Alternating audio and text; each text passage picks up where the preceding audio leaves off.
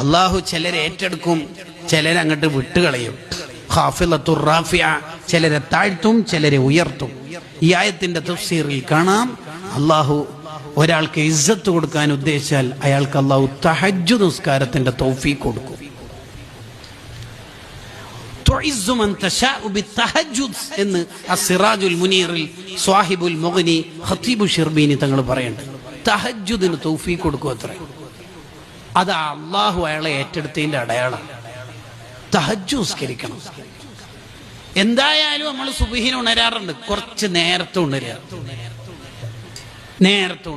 എന്നിട്ട് തഹജ്ജുദ് നിസ്കരിക്കണം. തഹജ്ജുദ് പതിവാക്കാൻ കഴിയാത്തതിന്റെ കാരണം ഇമാം ഷഅറാനി റളിയല്ലാഹു അൻഹു പറയുന്നുണ്ട്, തഹജ്ജുദ് തുടങ്ങുന്നുണ്ട് പക്ഷെ പതിവാക്കാൻ കഴിയുന്നില്ല. അതിന്റെ കാരണം മഹാനവറുകൾ പറയാ, എന്നെ പുകഴ്ത്തണം, ഞാൻ അത്യാവശ്യം കുഴപ്പമില്ല എന്ന് ഒരാൾക്ക് സ്വന്തം തോന്നുന്നുണ്ടെങ്കിൽ അയാൾക്ക് തഹജ്ജുദ് പതിവാക്കാൻ കഴിയില്ല.